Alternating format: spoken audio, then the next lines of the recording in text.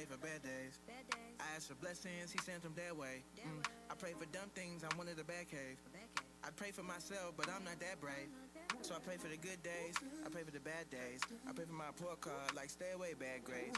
Go away bad vibes, I pray for my classmates. I pray that when they walk in, it won't be their last day. I had to write this knowing I ain't talked to God in a minute. Feeling depressed, trying to live up to this positive image. When in reality, everything develops from the negatives. Lord, give me strength, not to smack all the Confederates. I pray for wisdom, I pray for weapons against the system. I pray for freedom to free the victims, to heal the brain, no pain inflict them. I pray for real, I pray for real. I talk to God and wait for real. Can't fake the fun, can't fake the feel. I pray for fun, I pray for real. I pray for y'all. I pray for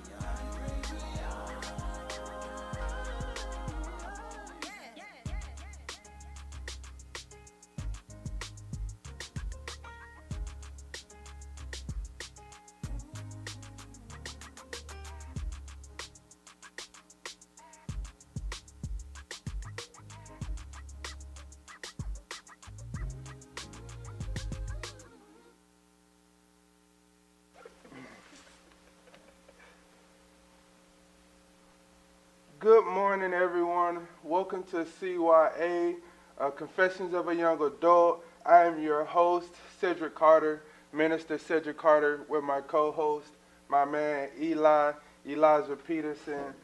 We have two guests with us today, Tyvery, and then to my right, we have Jay Joya. We are here today starting our new show, trying to come with some young adult energy, just with our passions, our visions, just to bring accountability and just our thoughts to the young adult community. With that, I'm going to allow my guest and my co-host to introduce themselves. First, I have my co-host Eli. I am Eli, as he already said. I'm a young adult, a member of Rowlett Friendship. I joined about 4 years ago, and for me, it's been a life-changing experience of the church, because where I came from, the church was corrupt. It was a small church, but a corrupt church, and it turned my faith against the church. But coming here has opened my eyes a little bit, and I love being here. And I'm going to pass it to Miss Joya. I'm Joy McKinley. I'm 20 years old, and I'm currently a college student, and I'm the pastor's daughter. And to my left, last but not least, we have Ty. Hi, my name is Tyvery. I am 22 years old, a recent college graduate. I'm not a member of Rowlett, but I'm a member of Prestonwood Baptist Church, which is in Plano, Texas. And I'm just here to discuss everything that's going on in our world, and just how we can see the craziness, but God is always in the midst of that, and so we're going to talk about that today. And me, I am Cedric Carter again, Minister Cedric Carter. I'm a young minister. Been walking with God in my ministry for about 5 years now, 5.5 years. I'm a single father. I'm 27 years old. I've learned a lot about life in this short time span, of course, because it made me grow up being a parent. And thankfully to my parents, they held me accountable and it made me face things head on. As we go into that, our Bible verse for this show is Matthew 7:12. So in everything, do unto others as you would have them do unto you, for this sums up the law of the prophets. And that speaks volumes for itself for the times that we're in. Don't treat anyone outside of the way you want to be treated. If you want love, you have to give love. Anything that you want, you have to give in order for someone to give it back to you. But it doesn't always work out that way. As we see with the times that we're in right now, we went from COVID-19 to the quarantine, with everything going on with that. And then now we have the huge situation that started in Minneapolis with the George Floyd situation. And now we've gone to peaceful protesting, to the looting, the rioting, the police, it seems like a race war, or just everything that's going on. What are some of y'all thoughts with everything that's going on right now? Well, first off, I'm from Minnesota, and I don't think y'all thought that there were black people there, but hopefully y'all see that Minnesota is not all roses and whatever. But yeah, man, life happens no matter where you are, man, and I hope people realize that you can be in the best neighborhood and you still have those bad people that are there. And to the whole Floyd situation, like you said, it's another racial issue, man. You sit on a man's neck for over 9 minutes. I don't know if you're expecting the man to breathe or what, but to me, it's capital murder, and that's the way they need to be ruled. Anybody else have an opinion? Did you want to You go better first? go. Okay. No, yeah, I was going to say that it is unfortunate to see things like this happen in our nation. And it was so interesting because last night at my church, our pastor discussed everything that's going on right now. And the biggest question he asked about this was, is this a sign of the end times?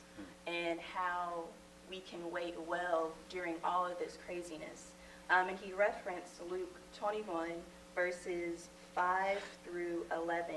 And in this verse, Jesus is just talking about the destruction of the temple, predicting that, and predicting the second coming of Jesus. And so just in these few verses, Jesus tells us to be cautious about the future.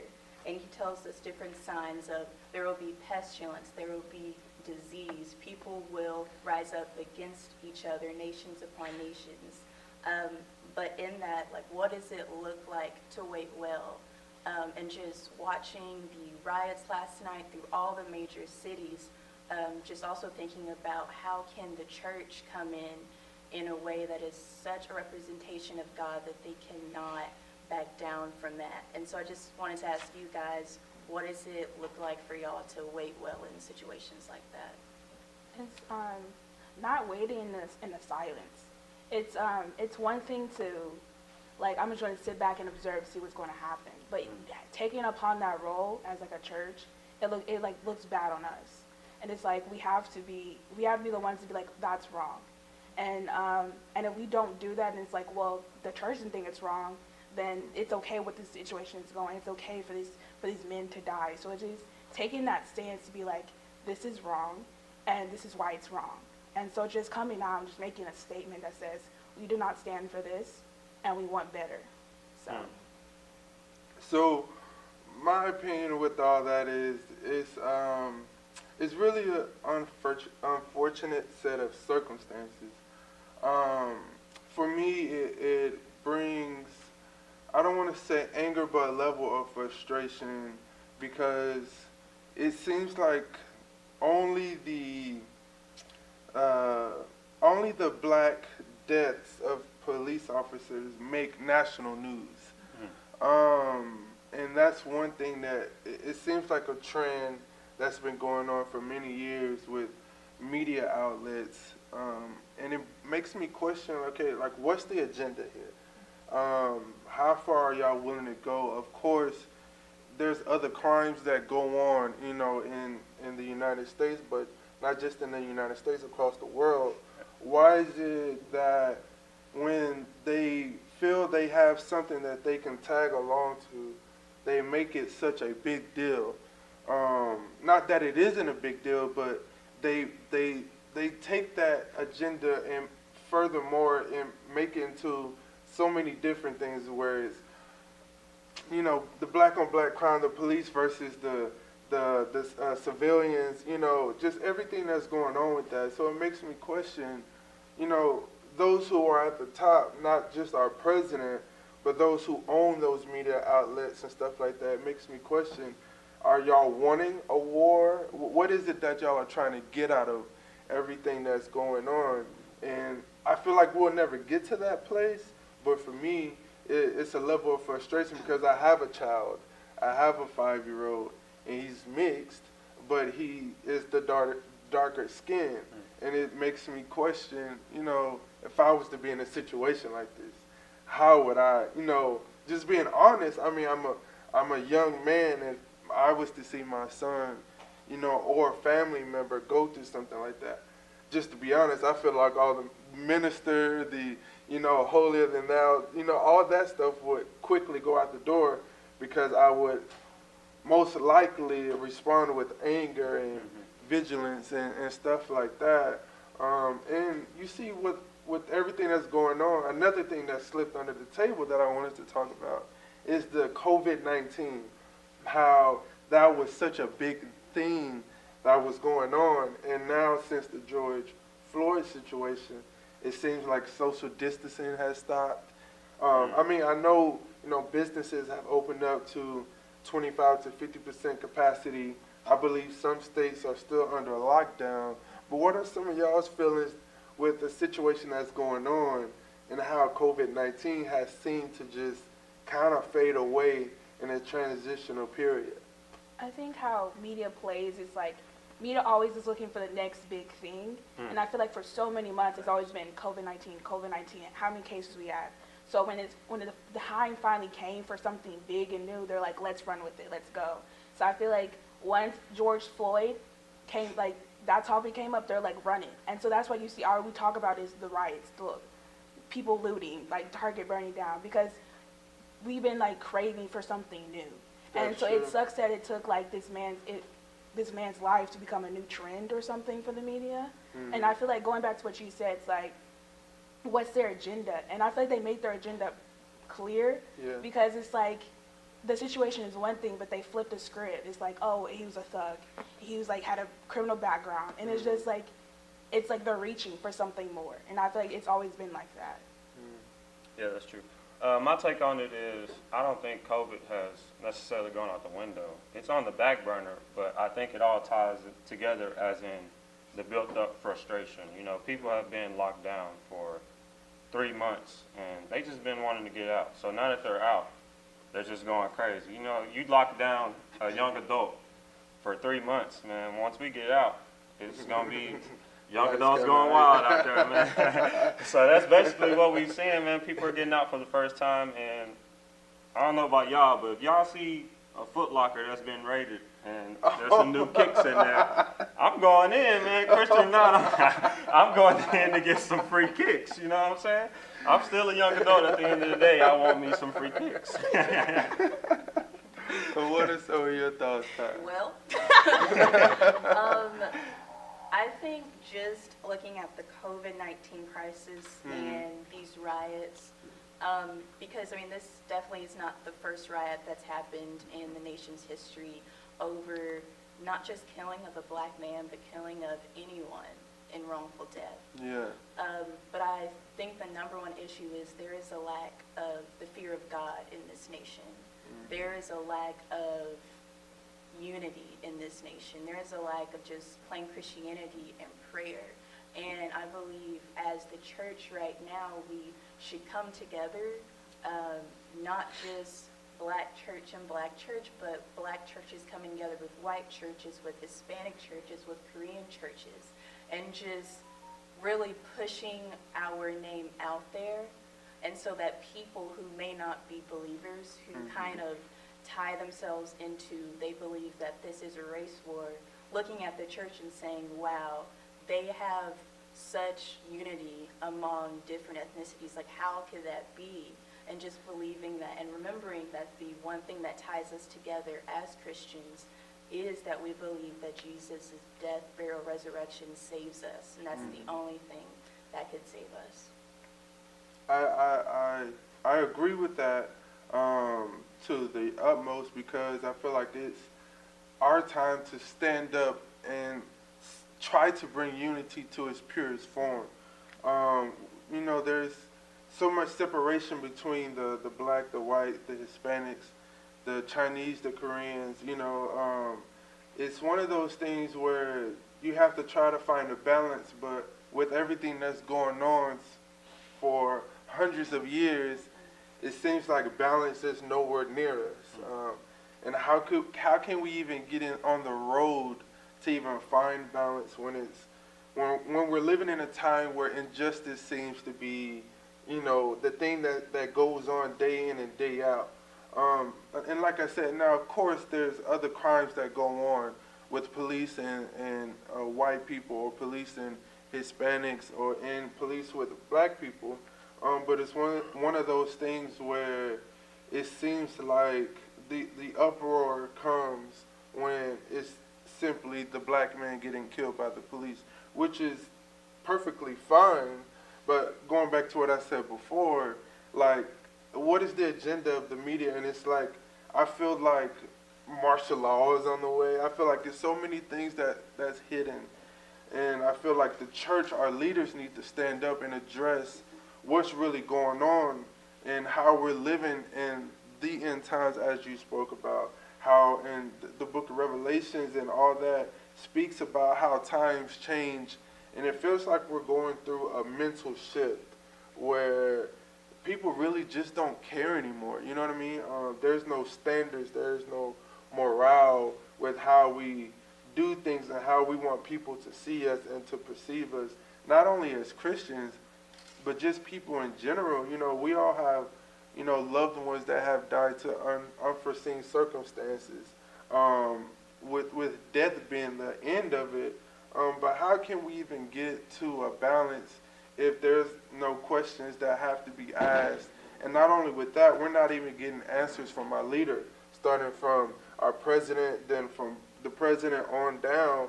It seems like they're just adding more logs to the fire and not even, you know, giving us a solution or even probability to even get to anything. And you know, I don't want us to, you know, stretch that conversation out too long, but with the COVID-19, since we're already on it, do y'all feel like that cheated the 2020 graduates? You know, is some of them that's out there that's writing, you know, they could be feeling some type of anger, animosity towards, you know, just life in general. Do y'all feel like that could be a thing, that's another thing that's going on right now? Some of the graduates that they feel anger, sad, depression because they didn't get, you know, some of the things that we got walking across the stage. And I know some high schools, you know, have made situations fit, whether it was virtual or they did it somewhere that was safe. How do y'all feel about, you know, the pandemic and it cheating somewhat the 2020 graduates? I'm gonna let the recent graduee over here go first. I just feel like since pre-K, all you've been thinking about is the day I graduate from high school. And so that's what you're constantly working towards. And to have that stripped away from you, like for something like you have no control over it. It was just like, someone was like, oh, you can't walk across the stage. I know you worked so hard. You put in so many hours, so many times crying over homework, but you cannot walk across the stage. And I feel like for some people that's very like, it's like, wow, then what does my work go towards to, you know? And it sucks for people who had speeches, who had the job of praying, and who worked hard for the top 10%. So it's just like, it's heartbreaking because they're never going to have that moment. And that's such a special moment I feel like everybody deserves.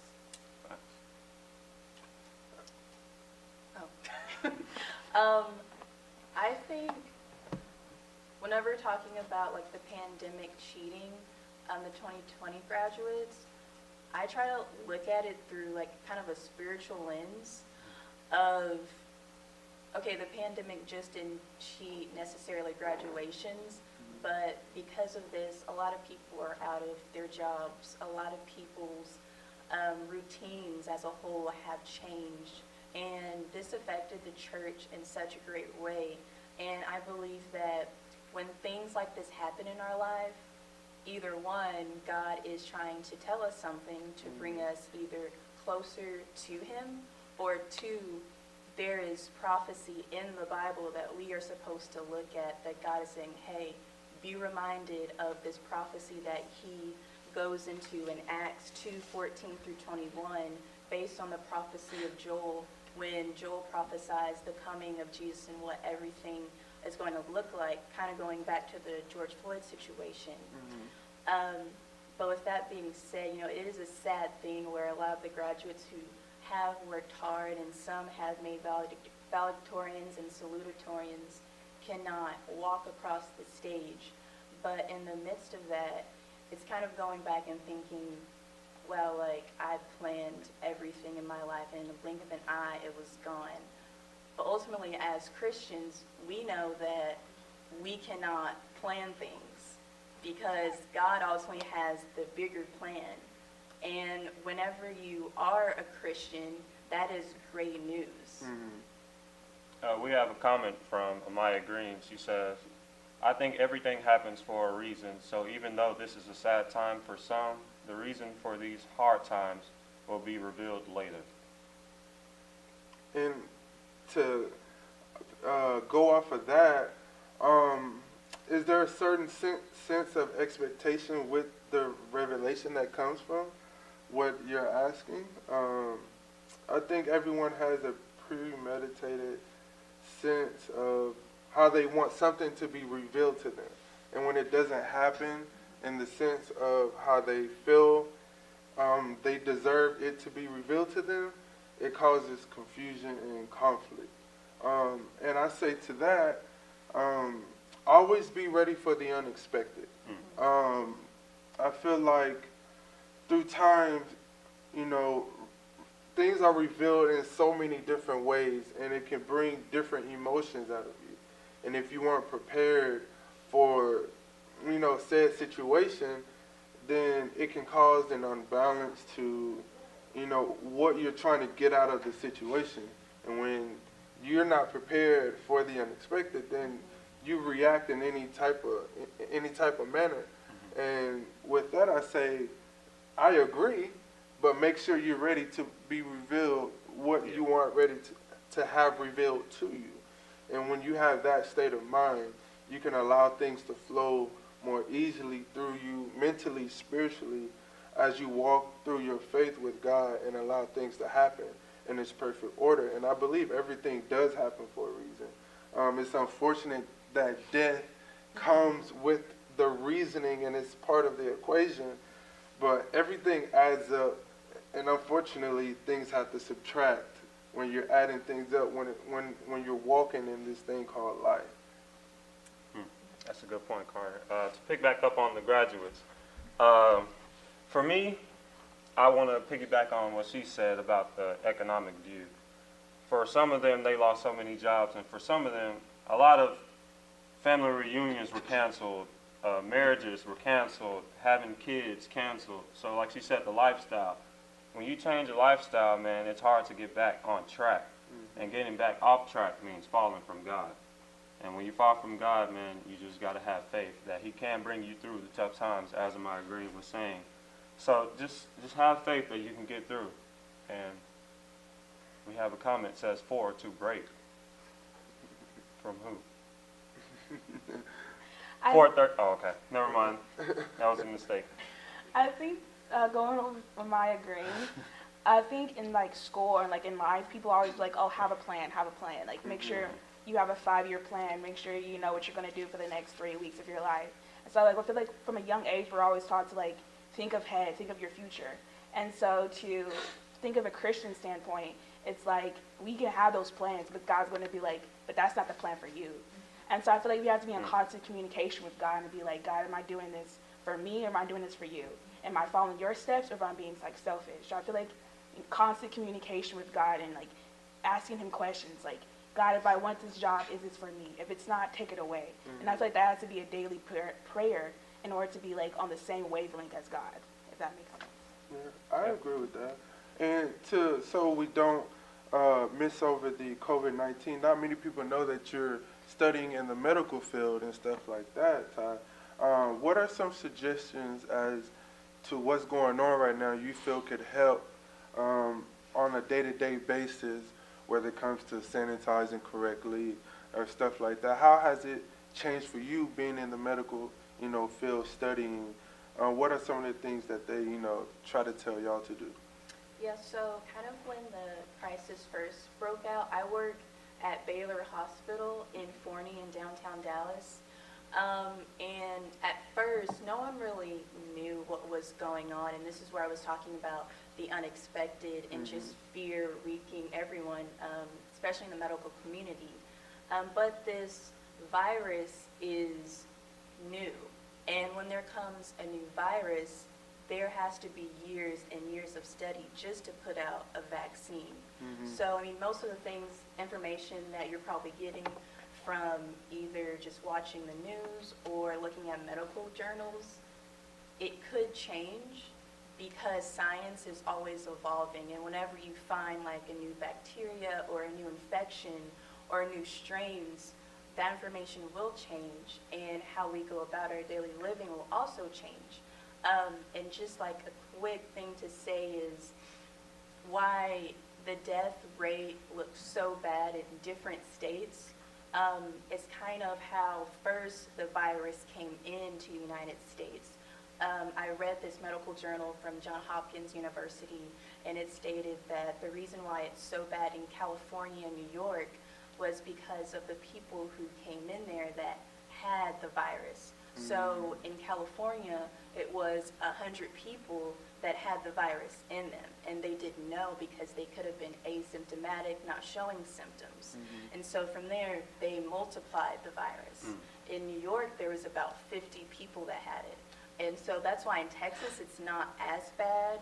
Of course, you know, there are deaths with any type of virus, but in Texas, it's not as bad because we didn't have a lot of people that kind of hosted the virus in their bodies.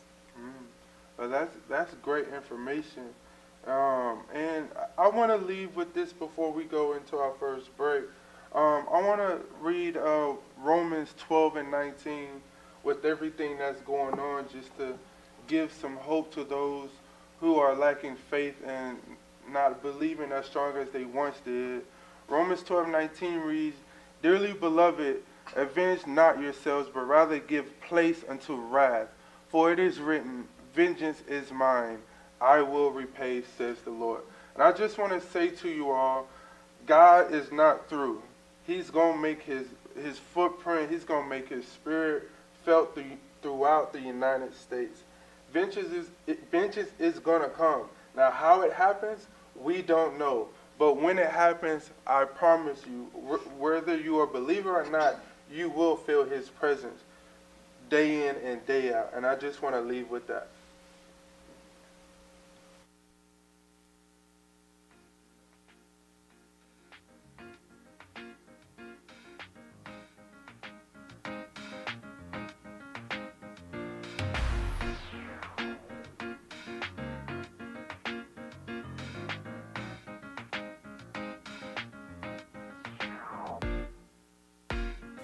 Today at our 10 a.m. service, we will recognize our graduates and students.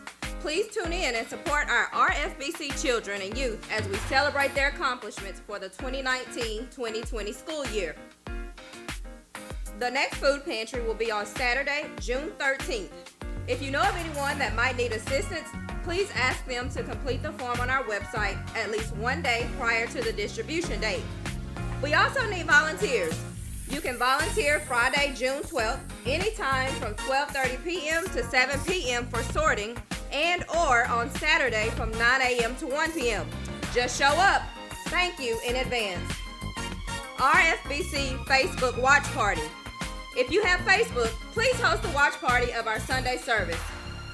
Thank you so much for listening in this far. We love that you are here with us. Do us a solid and tap the thumbs up button on wherever you're getting this feed from. And please subscribe so you don't fall behind on the weekly content we'll be delivering from right here at Rowlett Friendship Baptist Church. All right, and welcome back to CYA. We are going to play a game, or kind of a segment. I kind of wanted to get this in before the break, but it's all right because I want to have some crowd interaction. But it's okay. The first episode, we will give y'all an example of what this segment is, so that further on, y'all can join in with us. So this is called Spill the Beans.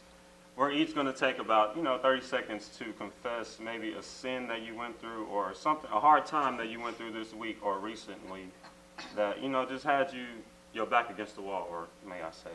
I'll go first just to give y'all a good idea. All right. We're bringing beanbags back. So my spill the beans is, at least I'm gonna say this: every day I think about murdering my son and my dogs, man. I know that's kind of deep, but God said if it's in your mind, you might as well do it. It's a sin to think. So it might as well be an You action. ain't spilled the beans, boy. Hey, I'm spilling the beans, spilled man. I'm something spilling else. coffee beans, the pinto beans, all the beans, Ain't no man. beans right I there. know all of y'all think about when y'all kids bad, man. Y'all think about killing them. Y'all think about whooping them. We need prayer and consecration right now. Man, I'm passing the bean back to you since y'all think I'm just not Christian like. Talk to somebody. I do. I need to talk to Jesus, man. Well, my spill the beans, well, I'll talk about this. So, like I said, I'm a single father. Of course, I'm not married. So having a child out of wedlock, I had just accepted my calling into the ministry. So one thing I always worried about was being judged. Not only that, I am a preacher's kid. My father was a pastor shortly then, but he was a longtime minister before he passed away. Then I come from a family full of preachers and pastors. So my beans was, I always worry about how people are going to judge me or look at me, through that situation, having a child out of wedlock, not being married and not doing it the quote-unquote Christian way.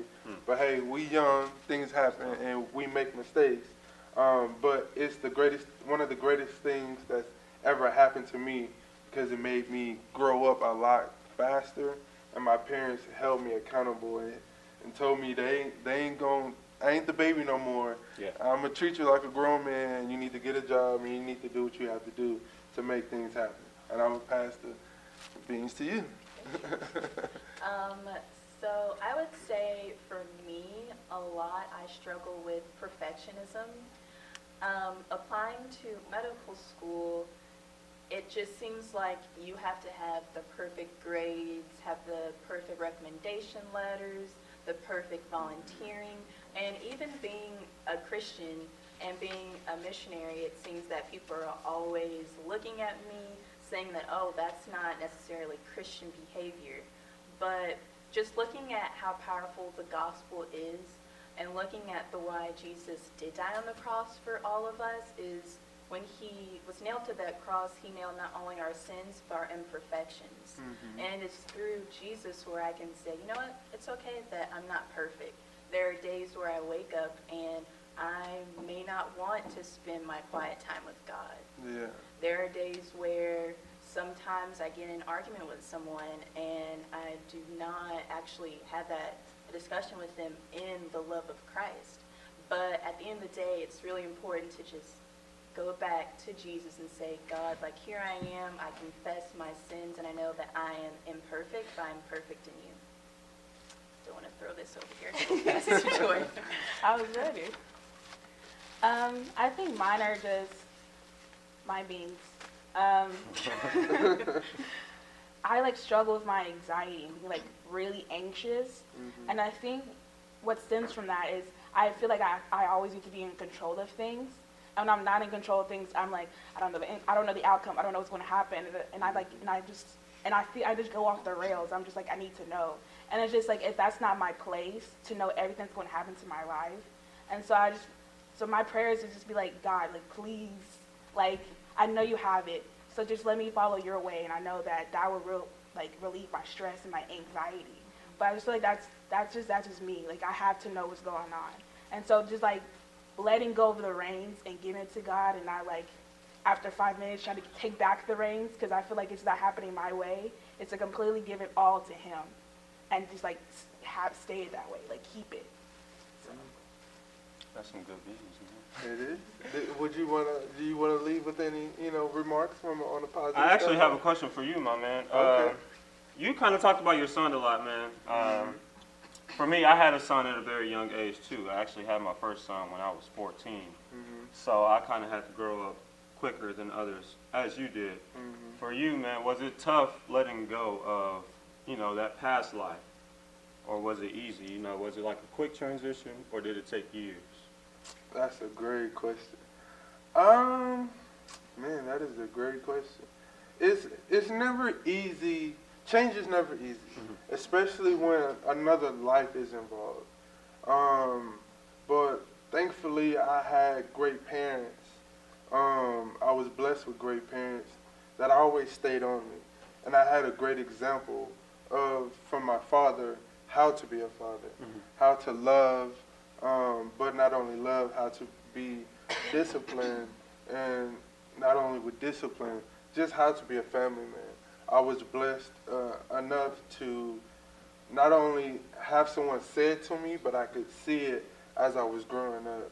So it's almost one of those things where you do as you see. Yeah. So with my son, I just did what my father did with me. Try to be as patient as I can, try to be understanding. I try not to be quick to discipline my son, Yeah. because I want him to understand that his emotions are important. So for me, I'm a very patient person already. That came with me naturally. But I mean, of course, sometimes with a kid, they can really like push your buttons, and you can just snap at the that snap murderer's of a mind finger. I was talking about. But for me, it wasn't that quick of a transition.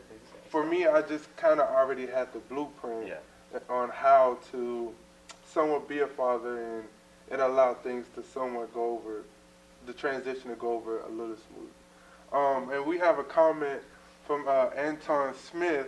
Does all of the things that are going on, the coronavirus, the George Floyd situation, etc., does it shake your faith? Do you ever think, God, where are you? Man, do you ever think, God, where are you? I promise you. I'm a minister. My faith is strong, but I'm going to be just 100% honest. There's some things that go on in this world, and I'll be quick to ask, like, so you just going to let this happen? Yeah. You know what I mean? Like, I know you can't intervene in the sense of you can just keep coming down from your throne and where you are in heaven and intervene on the earthly realm. Now, he could if he wanted to. Yeah. But then it almost allows us to be lackadaisical with our faith if we know every time something's about to happen, or if we do something that's traumatic, God just going to come down and just fix the situation. And then he's going to be like, I'm out of here until the next situation happens, you know? And I think that's a great question, and I want y'all to, give some feedback off that comment as well. I think with the it's not the first time. This is a recurring event that's happened since the 60s, I feel like. And so it's kind of just like, God, like, you keep bringing this up. Like, is there a meaning? Is there a reason why this keeps happening? And it's just like asking the right questions. It's like, God, I know you're here, but like, this is a steady thing. Like, why are we happening? Why are people dying? Like, it's just like, I don't know. It's just like the right questions need to be asked. Like, God, like, is there a reason why this event keeps happening? And usually when you watch movies or you're reading a book and it keep talking about the same thing over and over, there's a reason why. There's an importance behind that. And so just asking God, like, you have a reason for everything. And so just wait, be patient into that and to see what his answer is.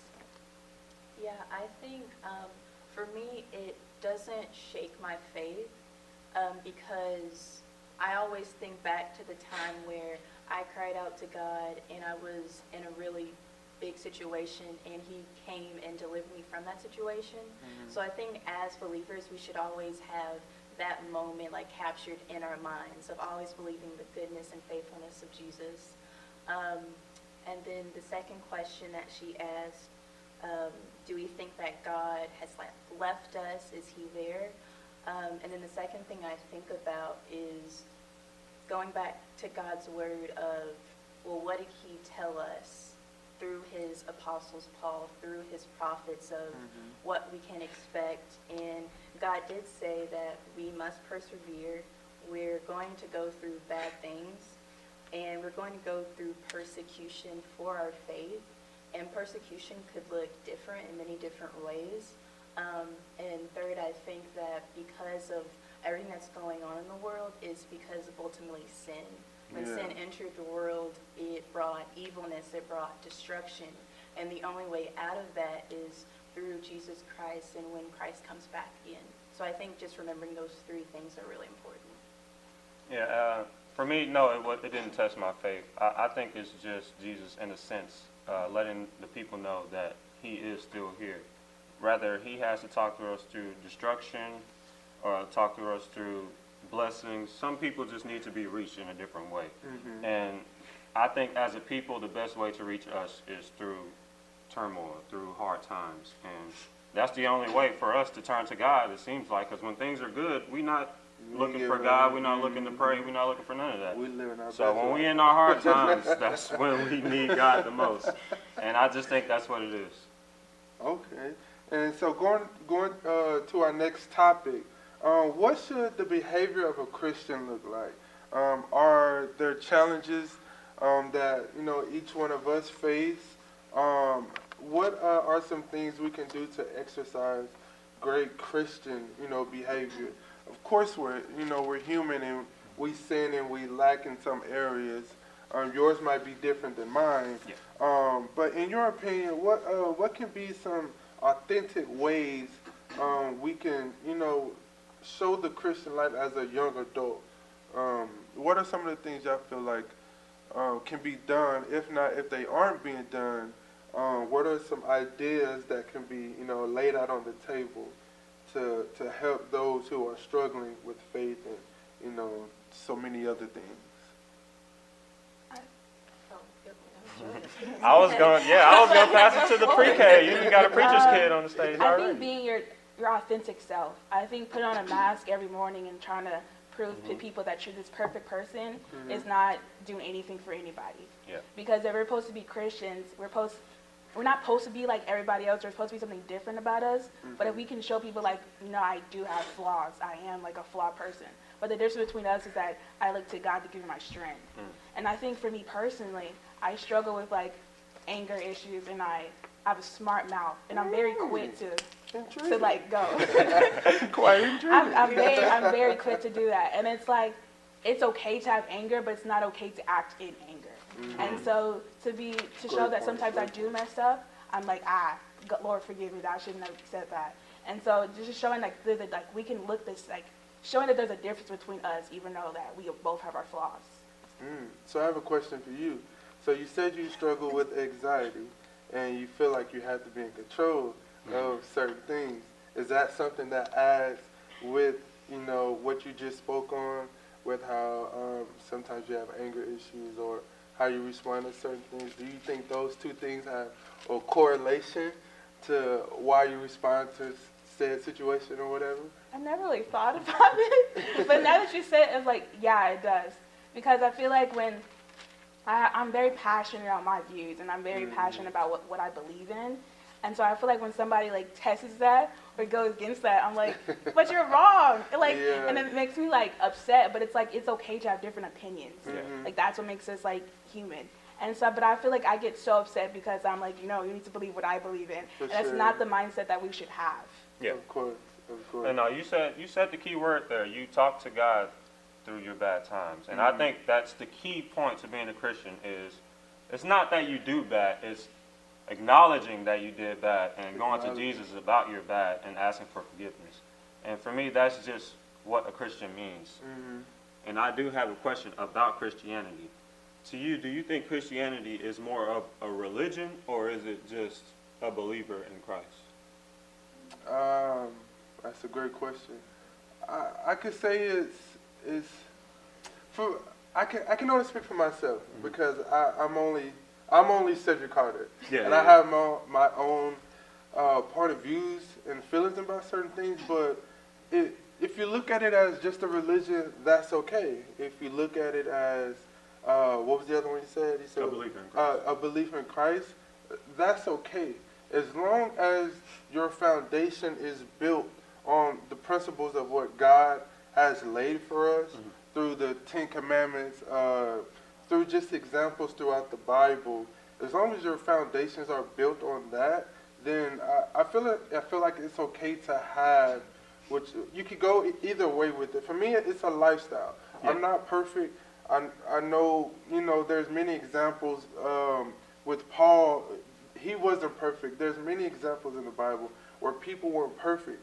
So if we can take that same mindset and realize that even in the Bible, there weren't perfect people. We aren't going to be perfect as well, but one thing that God does day in and day out through our history, he allows people to make their mistakes, but he also helps change them and mold them into what they were meant to be. Yeah. And with those things that they go through, it only helps you become whatever it is God wants you to be. So to answer your question, it's okay to think it's a religion, to think it's a lifestyle, or to think it's the other one you said. As long as your foundation is built on solid, Christian principles, then it's okay to have whatever view that you have. In all honesty, that's my opinion. For me, I know I'm not perfect. I'll never be perfect, no matter how hard I try. There's something like, I should have said this on Spill the Beans. So just earlier this week, I'm at a turn light and I'm about to make a U-turn, and I have the right of way, but of course, someone is coming on the opposite side and just decides to go, and I realized shortly, like, the fuse went off in me, like, for whatever reason. Yeah. And then I speed up just to look at the person like, yo, like, what's going on, like, you could have hit me.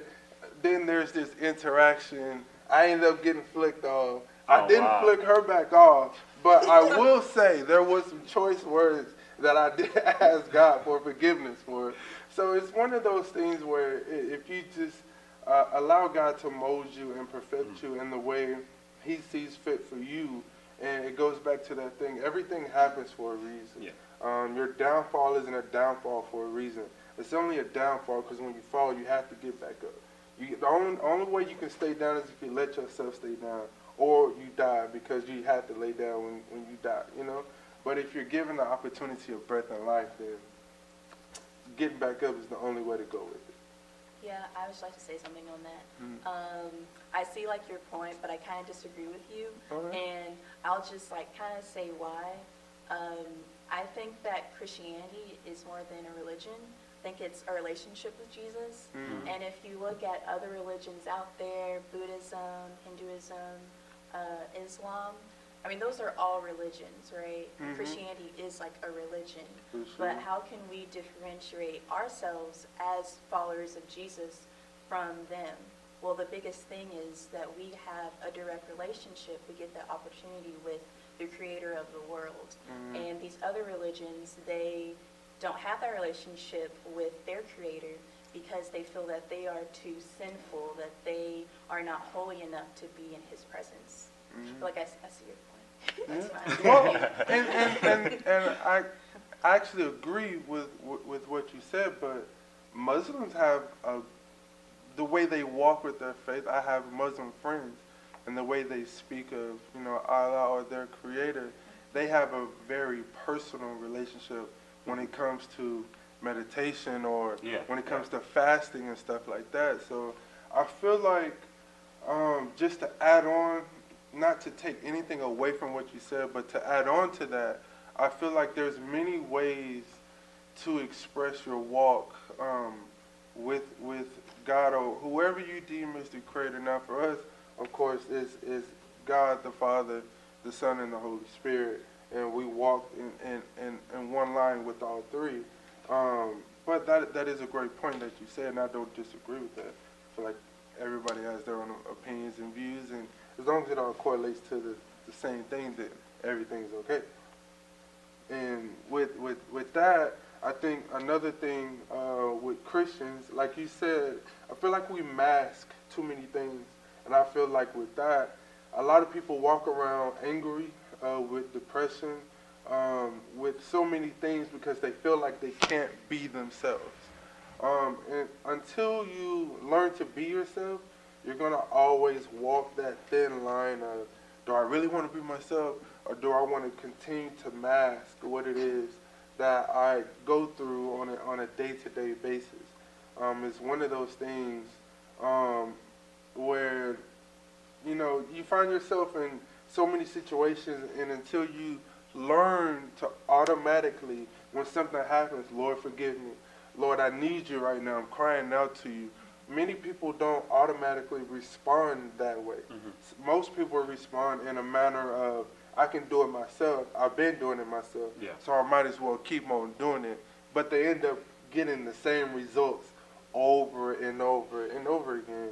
And I think it's one of those things where if we don't allow God to, use his power in the way he uses it, then we're just going to continue to keep going through the same cycle over and over and over again. We have a comment from Bree Green. It says, T.I., or I'm guessing Ty is what they meant to say. Or, okay, T.I., the rapper, said that religion is fake. Look at Kanye West, Sunday service, etc. Hold on now.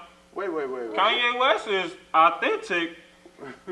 Come on now, don't go for Kanye. Okay, let me finish the comment.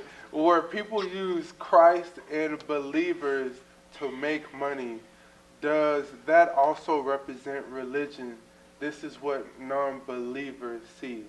Oh, that's a lot. So let me read that again. T.I. said that religion is fake.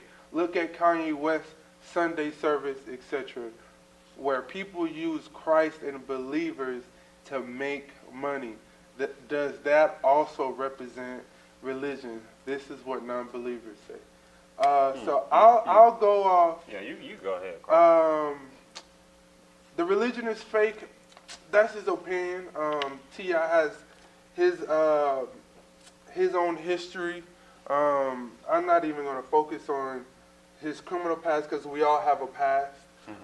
We all have walked down the wrong road.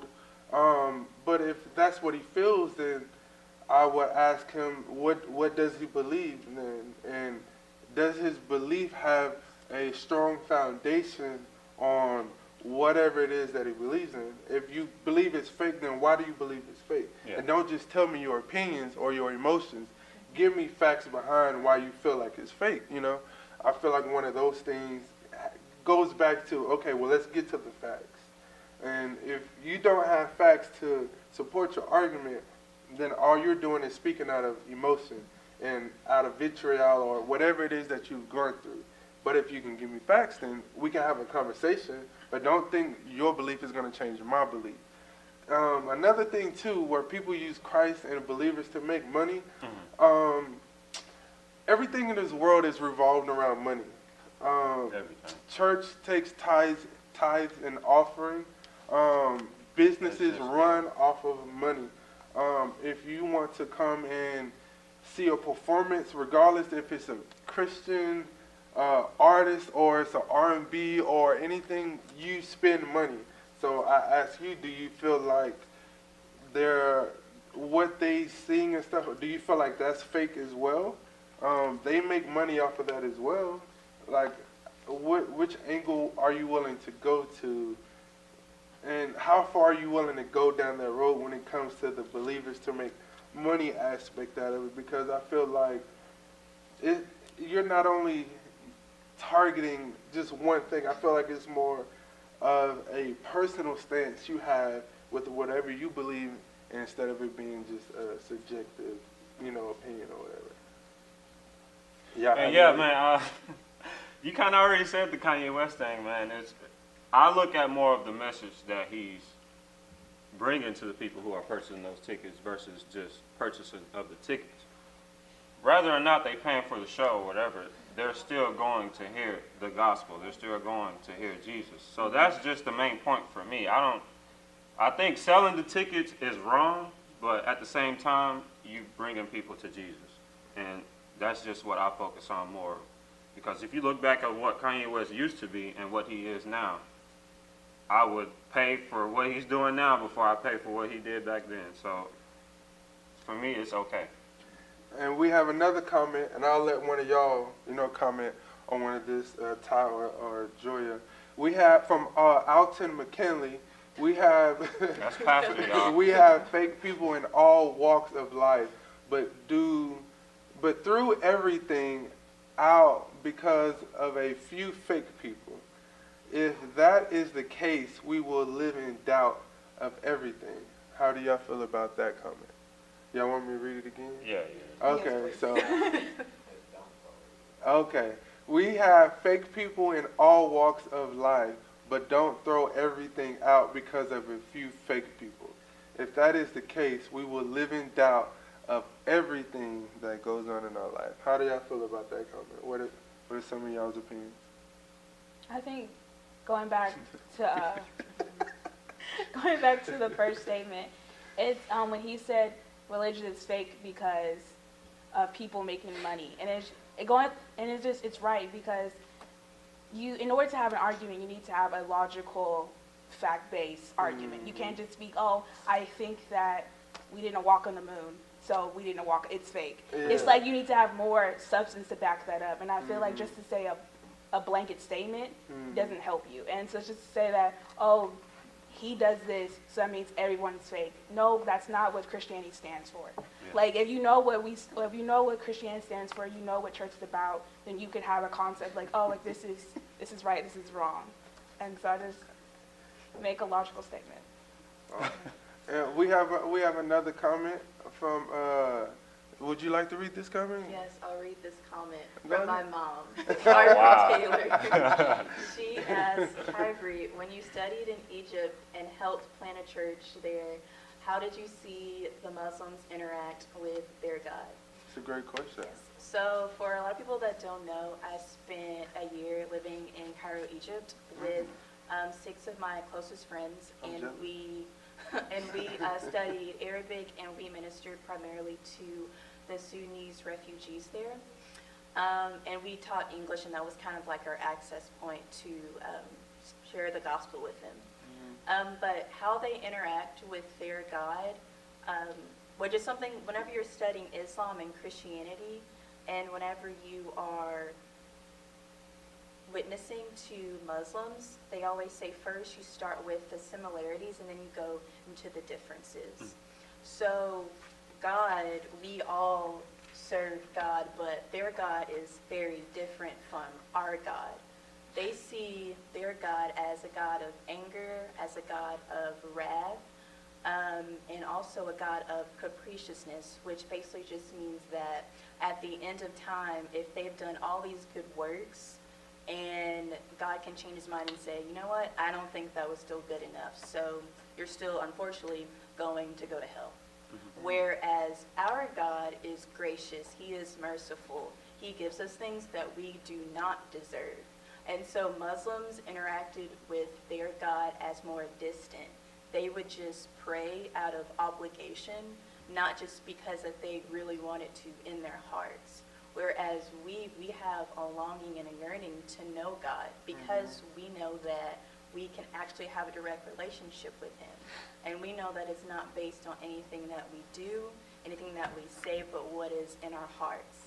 And this is kind of going way back in the conversation, but talking about the George Floyd situation and dealing with racism, just want to say a quick point on this, is whenever me and my friends were in Egypt, it was me and another black girl that went, and we looked so closely like the refugees that we were ministering to, that the Egyptians there treated us like them. And the Egyptians and Sudanese people do not get along. They do not like the Sudanese people because of their dark skin complexion. And so it was kind of like a real big lesson for me is how to love people well even when they don't love you. Even when they spit in your face. Literally, they ripped off our clothes. Wow. They spit in our faces. And we got so upset, and we went to our head missionary and we said, can you please tell us, like, why we should endure this? And I said, like, I hated those people. And that was the first time where I actually felt hate in my heart. And she looked at me and she said, Tybree, you cannot expect people that are children of darkness to act like children of light. And that is just the key of all these riots and all these people that treat people based on whether their skin color or what they do wrong. As believers, we can expect them to treat us nice. We can expect them to treat us with respect. But as a believer, we are supposed to love them. And that's how ultimately we're set apart from everyone else. That's wow. That's a great. That's a lot, but that is a great standpoint, and I think it's pretty cool that you got to experience something in Egypt and stuff like that. And it's unfortunate that, you know, you got spat on or you went through those circumstances, but what your missionary said was that's a great thing.